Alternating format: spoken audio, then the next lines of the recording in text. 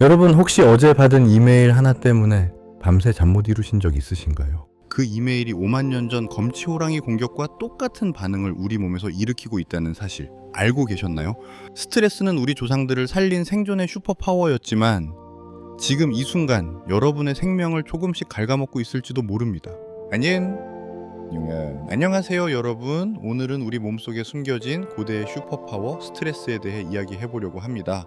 왜 스트레스가 생겨났는지, 어떻게 작동하는지, 그리고 현대사회에서 어떻게 우리를 서서히 파괴하고 있는지 알아볼 거예요. 이 영상 하나면 여러분이 느끼는 그 답답함과 피로의 정체를 완벽하게 이해하실 수 있을 겁니다. 자, 일단 기본부터 짚고 넘어가 볼까요? 모든 생명체는 항상성이라는 걸 추구해요. 항상성은 쉽게 말해서 신체의 균형 상태입니다. 추우면 햇빛으로 이동하고 배고프면 영양분을 섭취하는 것처럼 이 균형을 유지하기 위해 끊임없이 조정을 하죠.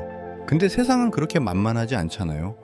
죽음이 언제 어디서 튀어나올지 모르는 위험천만한 곳이에요. 그래서 생명체에게는 극한 상황에 대응할 수 있는 특별한 방법이 필요했습니다. 이게 바로 스트레스예요.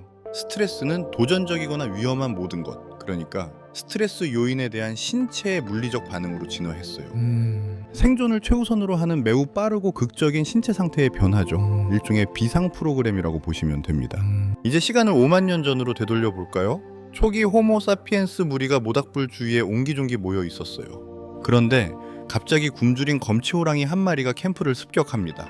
무리의 리더가 벌떡 일어나는 순간 시간이 느려지는 것처럼 느껴졌죠. 그의 뇌는 호랑이를 치명적인 스트레스 요인으로 분류하고 즉시 스트레스 반응을 폭발시켰습니다.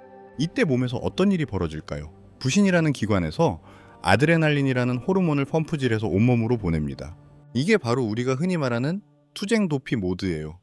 심장이 미친 듯이 뛰기 시작하고 폐는 산소를 최대한 빨아들입니다.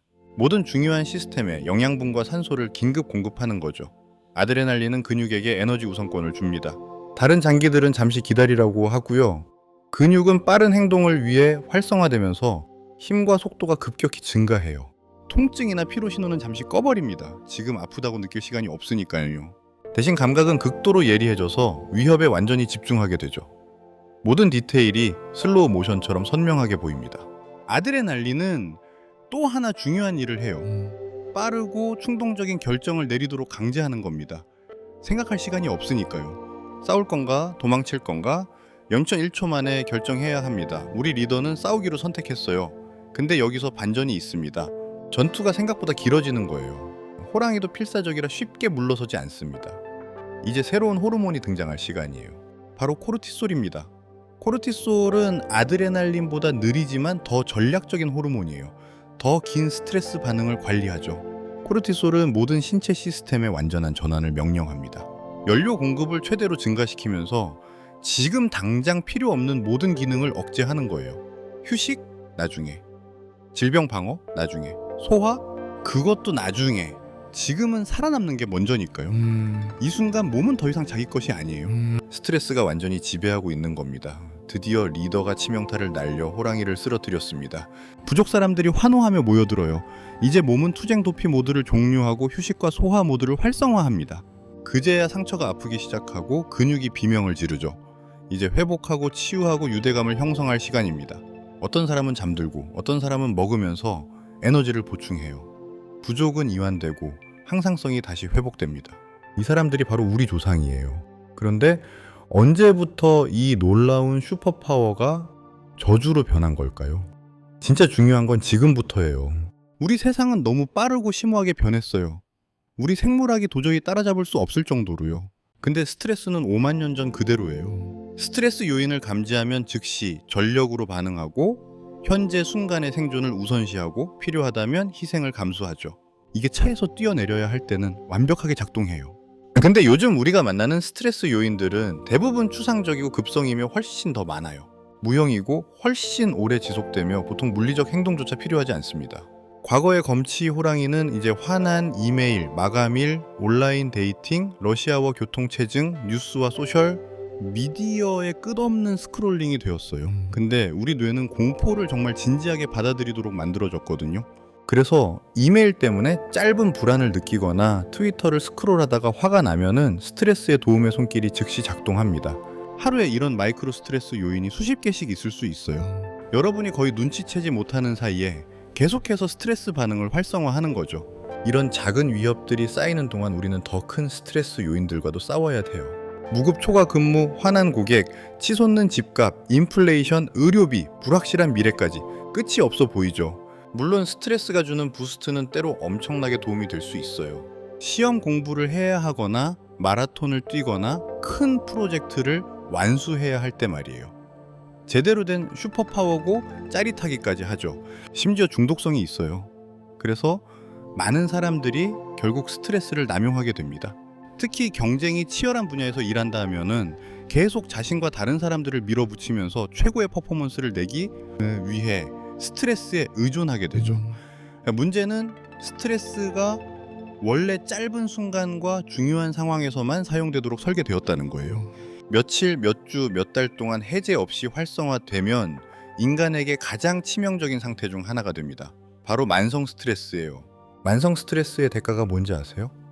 신체와 뇌의 모든 부분이 천천히 파괴되는 겁니다. 스트레스 반응이 계속 반복되면서 아드레날린과 코르티솔이 계속해서 몸에 범람해요.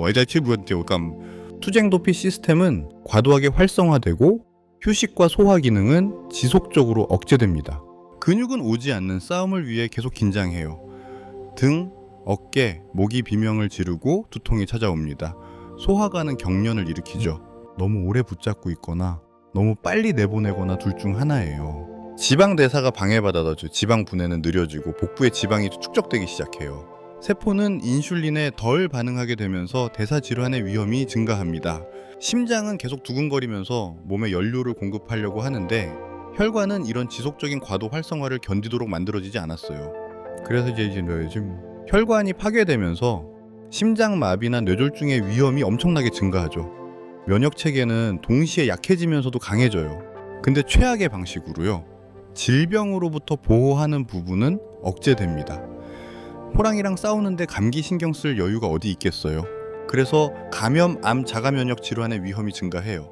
동시에 상처 치유를 위한 염증 세포는 대폭 증가해서 조직 전체에 염증이 생깁니다. 뇌도 스트레스를 위해 재배선돼요. 지속적인 위급 상황을 감지하니까 침착한 반성과 사고는 느려지고 대신 빠르고 급격한 반응을 선호하게 되는 거죠. 문자 그대로 명확하게 생각하는 능력이 악화되고 지혜 포인트를 잃는 겁니다. 충동적인 나쁜 결정을 내릴 가능성이 훨씬 높아져요. 이별을 통보하거나 정크푸드를 먹거나 약물을 사용하는 것처럼요. 문제를 해결하는 능력은 떨어지는데 새로운 문제는 계속 만들어내요. 만성 스트레스 상태에서 여러분은 단순히 더 나쁜 버전의 자신이 되는 겁니다. 이게 계속되면은 기억력과 인지 능력이 악화되면서 불안과 우울증으로 미끄러져요. 그러니까 현대 세계에서 스트레스 상황에서 벗어날 확률은 스트레스를 오래 받을수록 더 악화되는 거죠. 지옥 같은 악순환이에요. 여기서 벗어나지 못하면은 더 일찍 죽을 확률이 높고 그 과정에서 엄청나게 고통받을 겁니다. 그럼 우리는 어떻게 해야 할까요? 스트레스는 여러분의 친구가 될 수 있어요. 적절한 양으로 사용하면 급성 스트레스는 산을 정복하고 안전지대를 넘어서게 해주고 기술을 향상시키고 사람으로 성장하는 데 도움을 줍니다. 최고의 퍼포먼스를 낼 때 정말 기분이 좋아질 수도 있고요. 근데 좋은 것만 얻고 나쁜 것은 피하려면은 투쟁 도피 반응을 제대로 종료하고 휴식을 취하는 게 정말 중요해요. 여러분의 몸에 귀를 기울이세요. 스트레스를 느낀다면은 여러분은 스트레스를 받고 있는 겁니다.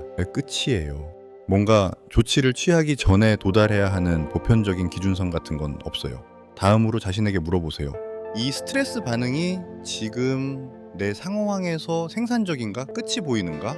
시험 공부를 하거나 이사를 한다면은 스트레스는 슈퍼파워예요. 여러분의 모든 잠재력을 해방시켜주죠. 하지만 여러분의 건강은 투쟁 도피 모드에서 벗어나는 휴식 시간이 필요해요. 친구를 만나거나 운동하거나 자연 속에서 산책하는 것처럼요. 휴식은 게으른 게 아니에요. 이건 진지한 자기 관리입니다. 활동적이고 규칙적으로 휴식을 취하면 스트레스가 몸과 마음의 대가를 청구하는 걸 막으면서도 여전히 스트레스의 힘을 사용할 수 있어요. 마음 챙김, 명상이나 요가 같은 것들이 과학적으로 스트레스 상황에 날카로운 부분을 완화하고 뇌에게 이 이메일이 치명적인 호랑이가 아니라고 알려주는 것으로 입증되었어요. 짜증나는 얘기지만 사실이에요. 하지만 여러분의 삶에서 스트레스를 제거하는 가장 효과적인 방법은 스트레스 요인 자체를 제거하는 겁니다.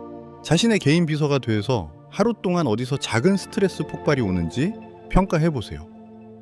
끝없이 스크롤할 때 스트레스를 느끼나요? 소셜미디어는 우리가 원하는 걸 보여주는 게 아니라 우리를 참여하게 만드는 걸 보여줘요. 그리고 부정적인 감정이 가장 많이 참여하게 만들죠. 그러니 앱을 없애거나 스트레스를 주는 사람들을 언팔로우 하는 것만으로도 실제로 많은 스트레스를 제거할 수 있어요. 특히 정말 큰 문제들에서는 스트레스 요인을 제거하는 게 엄청나게 효과적이에요. 위험한 동네에 산다면 이사하세요. 학교에서 괴롭힘을 당한다면 환경을 바꿀 수 있는지 알아보세요. 이게 과격한 조언일 수도 있고 쉽지 않을 수도 있지만 만성 스트레스 수준에 가장 큰 영향을 미칠 겁니다. 그러니 중기적으로 무엇을 바꿀 수 있을지 생각해 보세요. 물론 스트레스 요인을 제거할 수 없거나 명상으로 만성 스트레스를 없앨 수 없는 상황도 있어요. 뇌가 너무 오래 스트레스 모드에 갇혀 있으면 문제 해결 능력이 점점 더 악화됩니다. 상황에서 벗어나기 위해 명확하게 생각하지 못할 수도 있어요. 이런 경우 가장 강력한 움직임은 도움을 요청하는 겁니다. 친구나 가족에게 마음을 열거나 전문가의 도움을 받으세요. 추가로 도와줄 손이 있으면 엄청난 차이를 만들 수 있어요. 자, 그럼 오늘 배운 내용을 정리해 볼까요?